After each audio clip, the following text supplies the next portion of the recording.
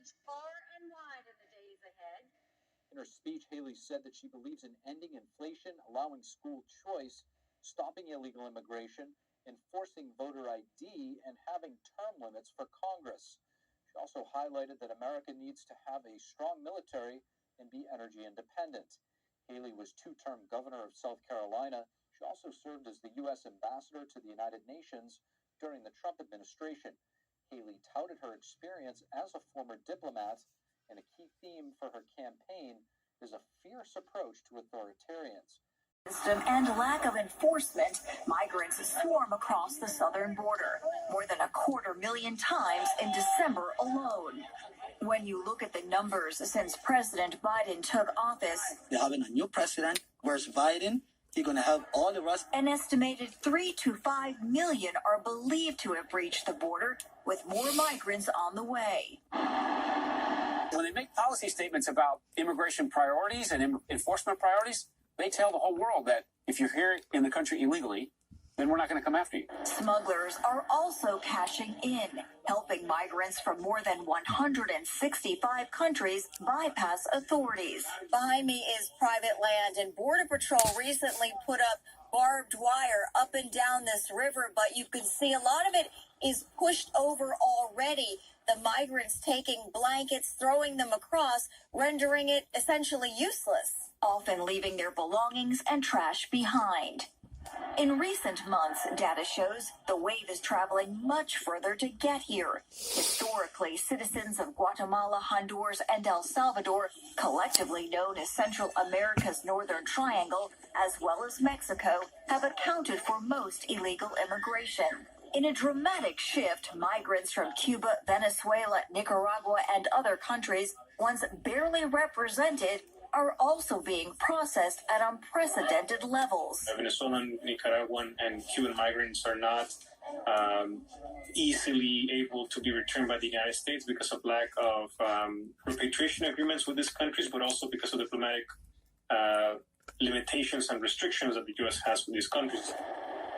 During our ride on the Rio Grande near McAllen, Texas, we spot a large group of Haitians stranded on the Mexican shoreline as the drug cartel keeps watch from above. So you think they showed up here without any money to give the final smuggler on the last leg of the journey? The drug cartels are telling up to cross because they want money. We ask how long they've been there. Nosotros quieren cruzar menos para acá legalmente con la organización. Son más que 10,000 personas aquí, pero nosotros esperar entrar por Estados Unidos para tener una vida mejor. In McAllen, we see those who made it across wander streets and crowd hotels, awaiting a bus ride or flight to other parts of the country. Tengo 4 días aproximadamente. Mañana. Since 2014, we've had over 425,000 immigrants pass through McAllen. They don't stay here. In another noticeable change, planes once packed with families are now filled with single men. Many of these countries had not traditionally been sending many immigrants to the border, and so the first wave is off, and the breadwinner will probably see those families coming later on after they get established here in the United States. Still, most of these breadwinners will not be able to legally work here. Meanwhile, from Texas to Arizona, they're coming because they said that Biden told them to come, that we have an open border. And D.C. to New York, communities are scrambling for space and resources. Each migrant costs an estimated $9,000 per year for housing, food, medical, and other services. A total of $20+ billion and counting spent since Biden became president. $4 billion more than Donald Trump's border wall. A tally expected to keep climbing as word spreads that the southern border is open for business, despite the administration's claims to the contrary. In South Texas, Tara Mergener, CBN News. Melina Wisecup spoke with her to learn more. Congresswoman Maria Salazar from Florida, thank you. My pleasure. Thank you for having me. Okay, so I first want to talk about immigration. You obviously just had a bill passed on socialism. A lot of the reason why many people are coming to the United States is to flee socialism. Now we see Democrats trying to separate the issue of immigration from border security. What is your reaction to that? Well, socialism is the most important threat the most existential threat that this country faces at this hour. This has nothing to do with political parties. You could be a Democrat, a Republican, or an independent and repudiate the horrors of socialism. And that was the nature of my bill, the horrors of socialism. So if you're a Democrat, I do not understand why 109 Democrats did not vote against Stalin, Mao, Fidel Castro, Chavez. We know what they have done to their people.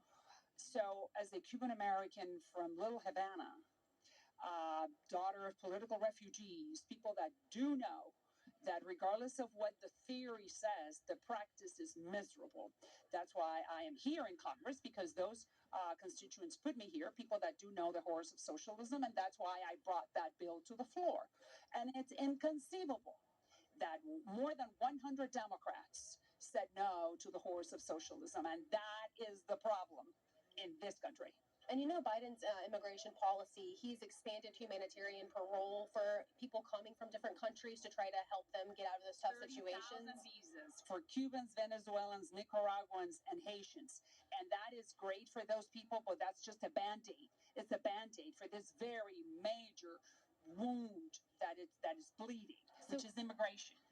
Immigration reform is what we need. Immigration reform. Put an end to the border. No more fentanyl. No more child sex traffickers. No more disorder at the border. Seal it, and then take care of the people who are here. So that's my bill. My bill is called the Dignity Act. It's not amnesty, it's dignity. Do you think the president plays a big role in sending a message of America's stance on socialism? Of course. In Because what way it's not could Biden him. do better? It's not him. It's the people around him. The people around him are neo-Marxists, and that's a big problem. There are two examples that I can think of. The balloon. He gave the order to shoot it down on Wednesday, and it happened on Saturday. Since when? The commander-in-chief says, hey, do something on Wednesday, because I believe, and it's proven, the empirical evidence right there says it, that he may not be in charge.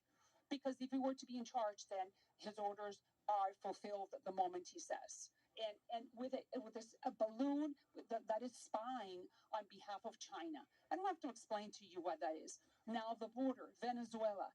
When he cut off oil from Russia, one of his national security advisors went to talk to Maduro in Venezuela. Maduro has destroyed, the Chavez revolution has destroyed Venezuela in 20 years. That's what we don't want to happen in this country. So once again, national security advisors, the bureaucrats, the officials that are around the President Biden, most of them are shown that they are socialist or that they like the socialist practices. Very anti-American. What do you think Biden should have done differently over the past 2 years then with regards to how the U.S. deals with China and other social authoritarian regimes? Well, the former GOP president, he established the rules of the game with China. He explained that China, you cannot continue stealing our intellectual property. You cannot do this balloon game. You need to respect the rule of law. You cannot continue killing the Uyghurs. You know, if you want to play ball and trade with the United States, then you have to behave accordingly. But that is not the message that this administration is sending to China or to the border. The border is in the hands of the executive. Immigration is in the hands of the White House. Look at what's happening. We cannot have any more kids dying of fentanyl. But Congress is sending the message, do something, Mr. President. And let me say something else. I represent the Hispanics, largest minority in the country. And I'm sending the message loud and clear that the Hispanics do not want an open border. We want order at the border and then take care of those who are here contributing with the economy and give them dignity, not amnesty or citizenship, which is different. Thank you, Congresswoman. All right. Oh my gosh. We saw the words pregnant and it was amazing. Her pregnancy went as planned, and now I feel like I'm literally holding a miracle every day. I'm Marty Salt reporting. Retool. We're going to have to move to the States as we march to protecting life from biological beginning from Maine to Maui. But my prediction is in the next 10 years, finally, for the first time since our founding, without contradiction, we will live out the true meaning of the Declaration principle of defending life in this country. If you could just give us a little bit of a background as to when and why you got involved in the pro-life movement. Yeah, I started the pro-life movement the way most people do. I was ambushed by abortion. I was 17 years old. I was in basic training at Fort Benning, Georgia. It was a Sunday morning, and I had pots and pans detail. I was in the kitchen doing KP detail, and a friend came running in and said, "Your girlfriend's on the phone and she's crying." And I ran out and answered the phone. And her father, she was hiding the pregnancy from her father, but he found out. We were going to tell him when I got back from basic training, which was going to be in 2 weeks from when I got this call. But her father found out, and he beat her up, and he dragged her to get a forced third trimester abortion. My mother had me at 16.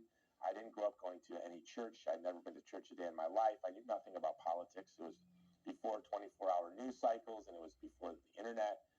I did not know that in our country you could destroy a child in the womb until I found out that my child had been destroyed. And so for me, that was startling.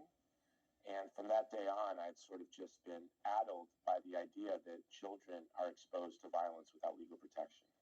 Now, the Supreme Court's investigation into the leaked draft opinion that caused quite a stir throughout the country came up short on finding out who exactly leaked that.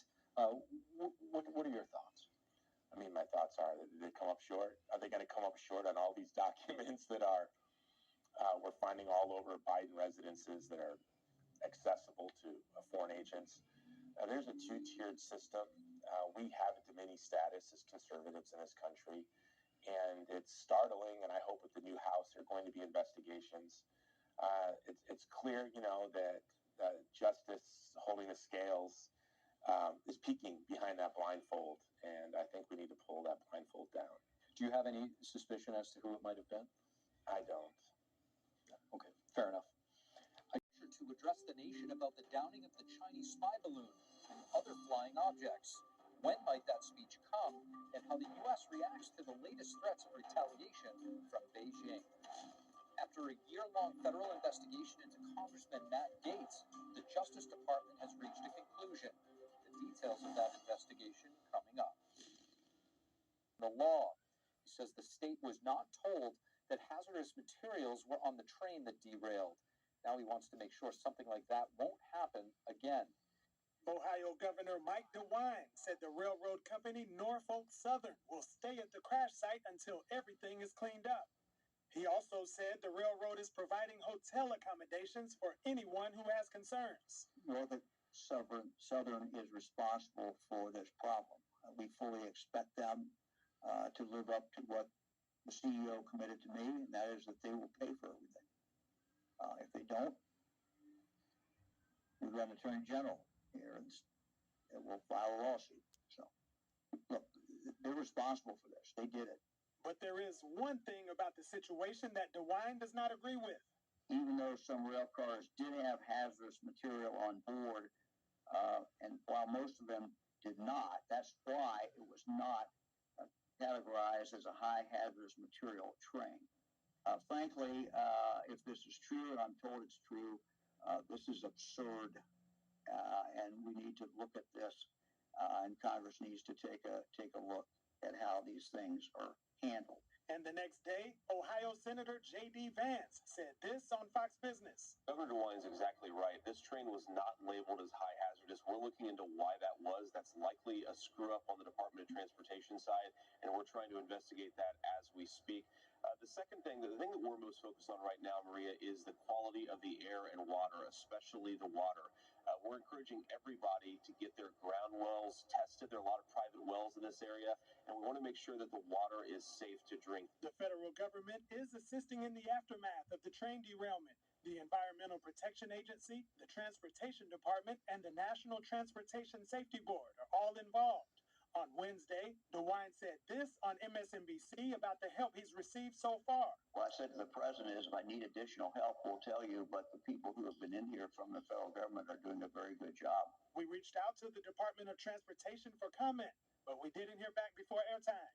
Jason Perry, NTD News. Have been tracking the Chinese spy balloon for nearly a week before shooting it down, and was even watching as the balloon took off from China's south coast. The State Department, however, would not confirm that to me on Wednesday. Do you confirm reports that the U.S. had been tracking the Chinese spy balloon ever since it took off on the Chinese south coast? I'm not in a position to speak to that. That is a question for my colleagues at the Pentagon, so I need to refer. The Pentagon did not get back to us before airtime.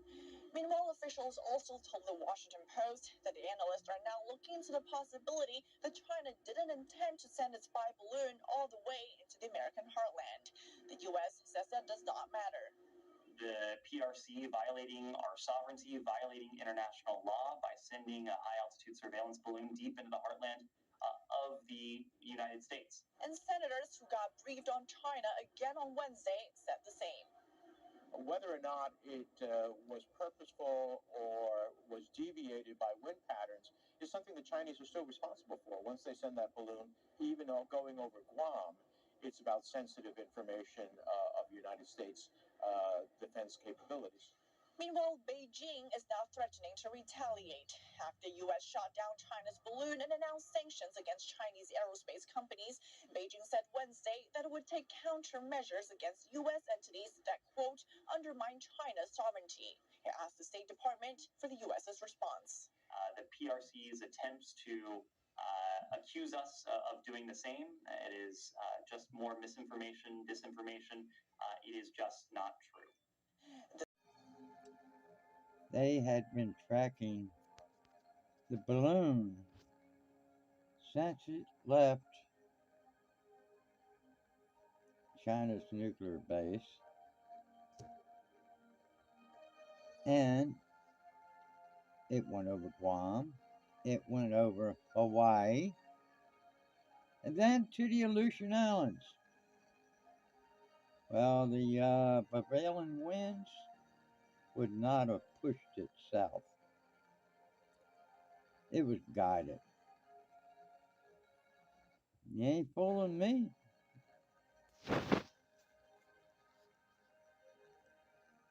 And it'd been in the air for a month. And they had tracked it for a month.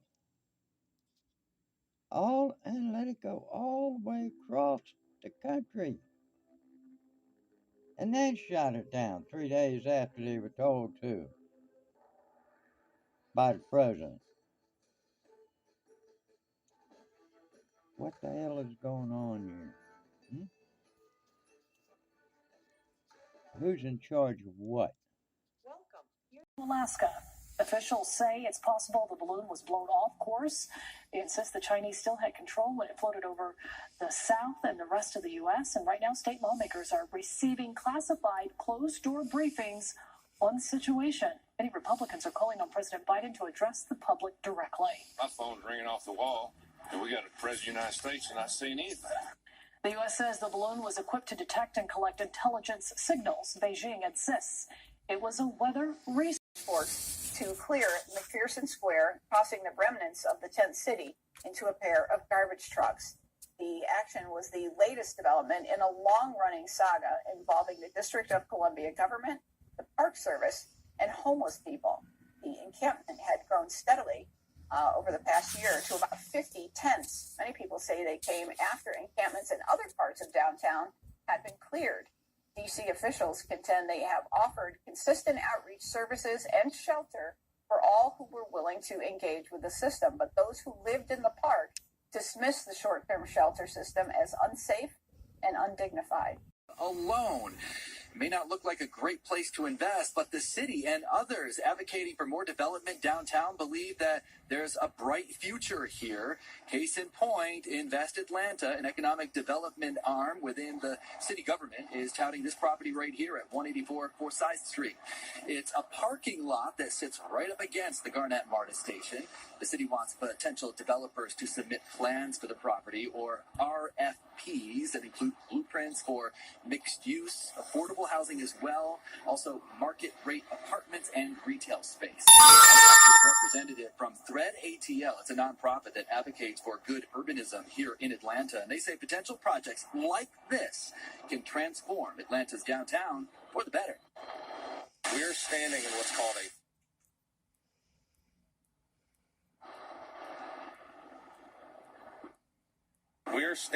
called a parking crater, which is basically like a meteor took out all the buildings and installed a crater of parking. And we're living what's called the Pensacola parking syndrome, where you remove everything to do to entice people to drive somewhere, to the point where there's no reason to come here because there's nothing here to do but park.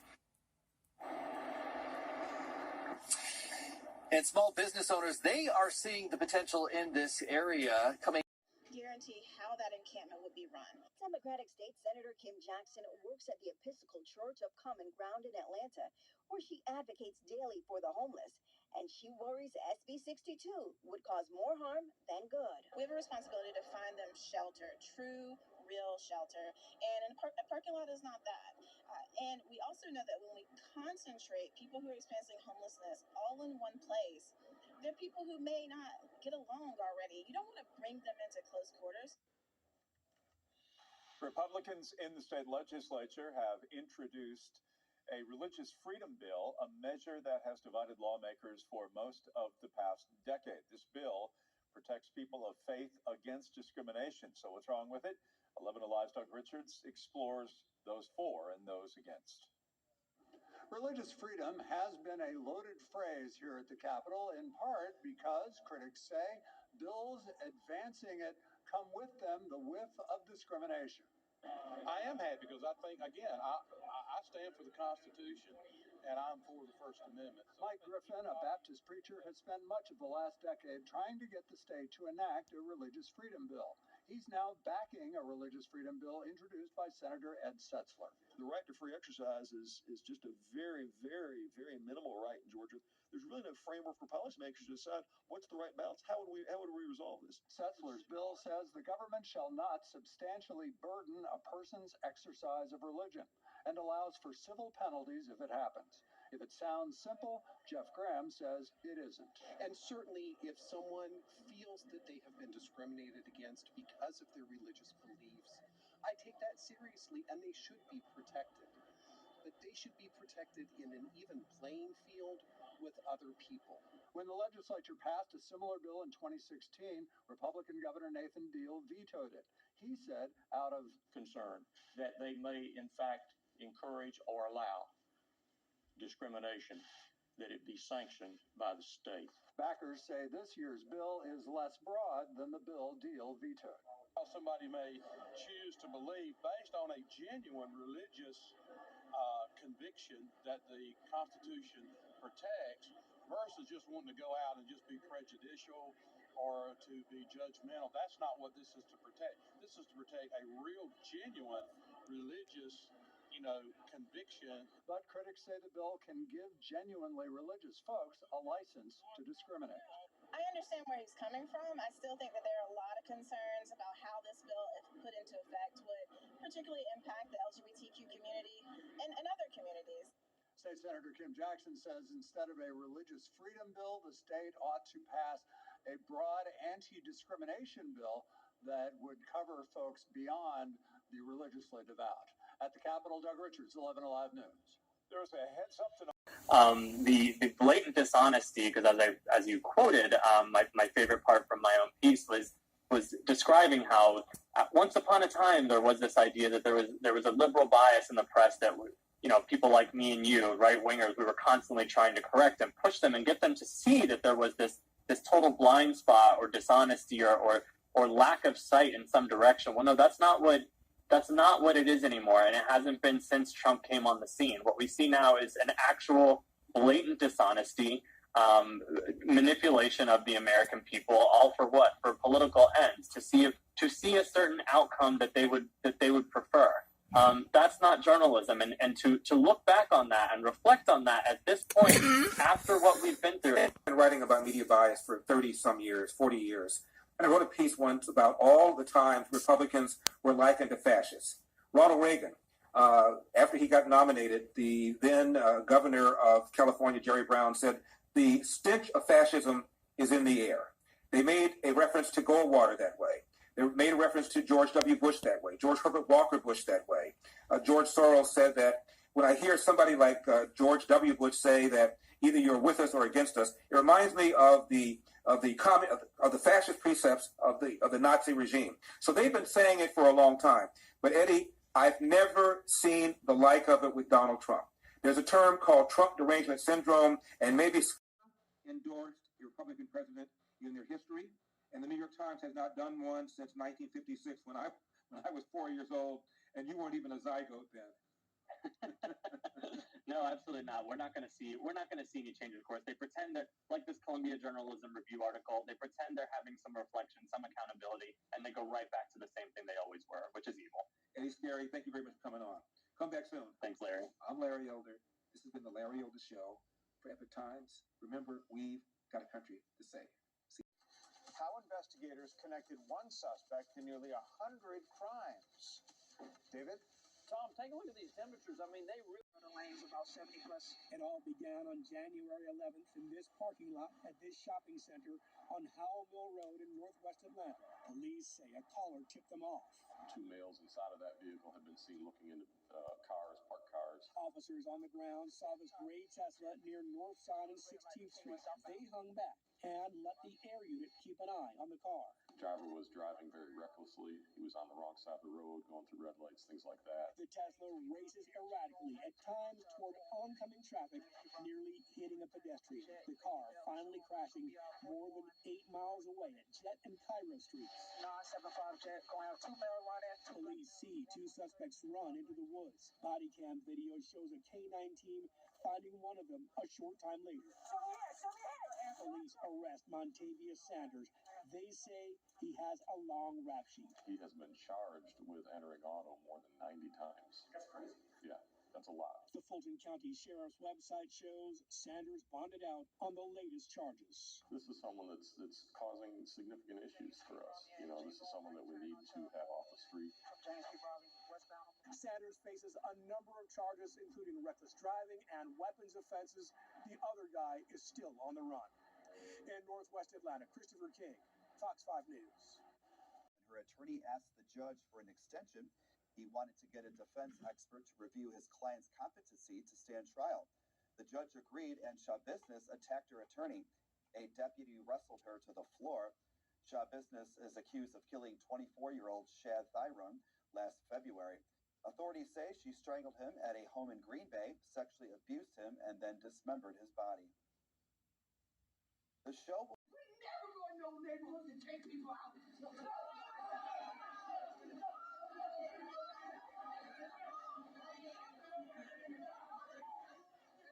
Police say Peyton Gendron planned the attack for weeks, targeting the supermarket because of the high Black population. The victims' families spoke directly to him as he cried in court. I watched you kill my mom. I watched you on the internet. I watched you shoot her once, reload, and shoot her again. Gendron apologized to the families. It's possible he could face the death penalty. The White House remains quiet on those 3 objects shot down by the U.S. military. The one thing Pentagon officials have confirmed about them. Entertainment mogul Tyler. Authorities say others could be involved. A weapon was recovered from the scene. The 3 wounded were hospitalized. However, at this point, their conditions are unknown. An investigation is underway. Of course, our NewsNet team is following this story for updates. Speaking of Michigan State, last night thousands of mourners gathered at Michigan State University's campus to pay their respects to students who were shot on Monday. School President Teresa K. Woodruff spoke at the event, which included poems, songs, and reflections from students and elected officials, including Michigan Governor Gretchen Whitmer. Whitmer is a Michigan State alum. She spoke about the courageous efforts that students and teachers did to help the wounded. She said she spoke to one of the hospitalized victims who told her that a fellow student took off their shirt and used it to put pressure on his wound to save his life. Countless Spartans were heroes, the governor said. Michigan State students channeled their grief into protest as they gathered at the Capitol in Lansing to urge gun reform. Hundreds braved cold and windy weather as they sat on the building's majestic steps and listened to sympathetic and angry speeches calling for legislative action. Led to the shooting. A suspect is in custody. Clarence Mitchell is now being charged with several things, including felony murder. Combating the opioid crisis, the push to make nasal spray version of Narcan more accessible without a prescription. Also, the man who killed 10 black people at a supermarket in Buffalo last year learns his fate. And today, victims' relatives are sharing the impact of the shooter's actions with the court. Pedestrian safety, it is a major concern in downtown Atlanta, and advocates say new housing developments are only making it worse. And it's just into our newsroom. An iconic actress has died. Raquel Welch passed away this morning at the age of 82. Sources say she had a brief illness. Welch rose to fame in the 1960s, starring in films like 1 Million Years BC and Fantastic Voyage. She was one of the classic Hollywood superstars, dead at the age of 82. We'll be right back. These beautiful souls have beautiful families, and how everybody has stayed united.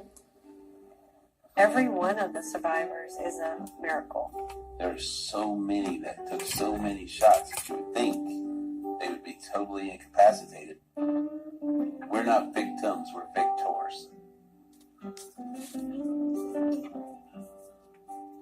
Loa.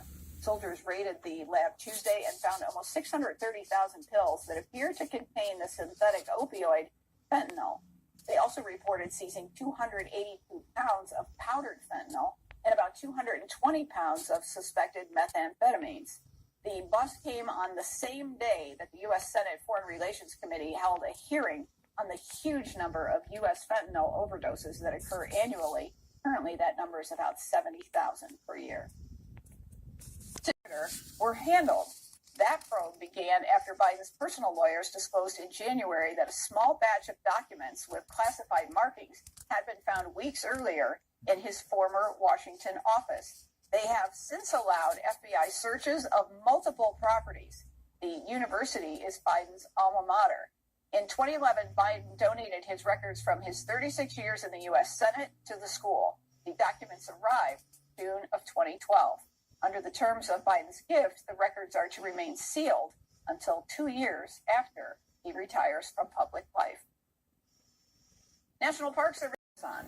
The committee asked the companies to produce documents and communications that show any communication between them and the executive branch of the U.S. government relating to moderation, deletion, suppression, or reduced circulation of content. Spokespeople for Microsoft and Meta said they have already begun producing documents. Apple, Alphabet, and Amazon have not commented yet. Electric car giant Tesla will, for the first time, make some of its charging stations available to all U.S. electric vehicles by the end of next year, under a new plan announced yesterday by the White House. The plan will make at least 7,500 chargers from Tesla's Supercharger and Destination Charger network available to non-Tesla EVs by the end of 2024. The plan to open the nation's largest and most reliable charging network to all drivers is a potential game changer in promoting EV use. That is a key component of President Joe Biden's pledge to fight climate change. Biden has set a goal that 50% of new U.S. car sales be electric by the year 2030, and he has promised to install 500,000 chargers across America.